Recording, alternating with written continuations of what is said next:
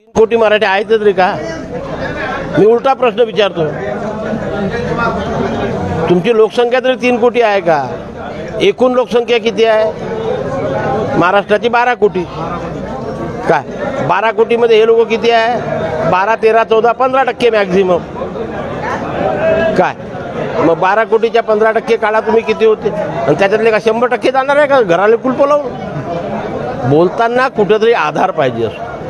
ते आता कसे आहे, त्याच्यामध्ये आम्ही 5 कोटी आहो, आम्ही 6 कोटी आहो. कुठून मला सांगा? 12 कोटीपैकी 6 कोटी ते आहेत. आम्ही कुठं गेलो? कुणबी मराठा, कुणबी मराठा, लेवा पाटील, लेवा पाटीदार, लेवा हे जोडून म्हणते आम्ही एवढं. हे कायले जाईन त्याच्यासोबत? हे ऑलरेडी ओबीसी मध्ये आहे. मुख्यमंत्री को उपमुख्यमंत्री म्हणत नाही, कारण त्या मिटिंगला मुख्यमंत्री, दोन्ही उपमुख्यमंत्री आणि सर्व प्रशासनातले अधिकारी होते.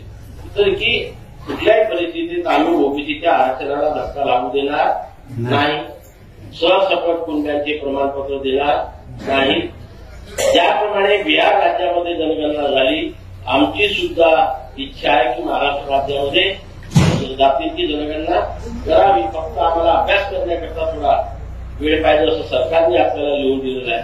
आता हे आंदोलन सुरू असल्यामुळे आम्ही वेतनवरच्या भूमिकेमध्ये आहोत, पण आपण ते सर्व मिळून राज्य सरकारकडून सर्व जातींची जातनीय सर्वे किंवा जनगणना करून घेऊ, म्हणजे घेऊन याच्याकरता शेवटच्या श्वासापर्यंत संघर्ष करू हे आपल्याला हे सांगतो.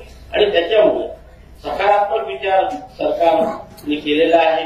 आताही त्या दिवशी मुख्यमंत्री बोलले, उपमुख्यमंत्री बोलले, गिरीश महाजन बोलले, तुम्ही टीव्हीवर ऐकत असता की आम्ही सरसकट तुम्ही मारणार नाही, म्हणजे ते जे बोलतात म्हणजे कोणीही असं म्हणत नाही. आणि त्याच्यामुळे समोरच्या आंदोलनकर्त्याच्या आंदोलनाची धार कमी झाली.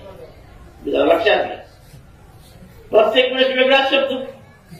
आता त्याला जेव्हा लक्षात आलं की आता आपल्याला सरसकट भेटत नाही, मग यांना सोगे सोयरे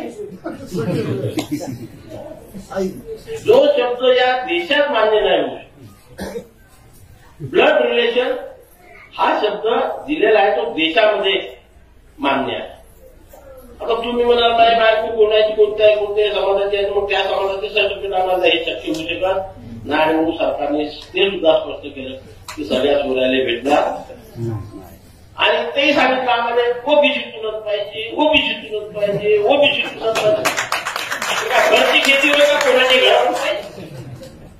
ते सरकारने स्पष्ट सांगितलं की आम्ही ओबीसीतून देणार.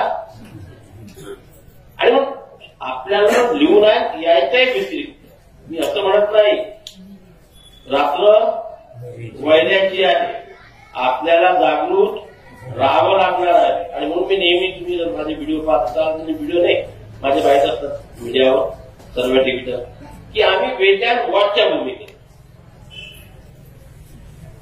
लक्ष देऊन आहोत की सरकारने जो शब्द आम्हाला दिलेला आहे त्याच्यात बदल करण्याचा किंवा फेरफार करण्याचा किंवा काही विचार सरकारच्या डोक्यात आहे का? ज्या दिवशी हे लक्षात येईल त्या दिवशी पूर्ण देशातला, पूर्ण राज्यातला ओबीसी, घराघरातला ओबीसी रस्त्यावरती येईल आणि आपल्या संविधानिक अधिकाराचं रक्षण करेल. आज या ठिकाणी देतो.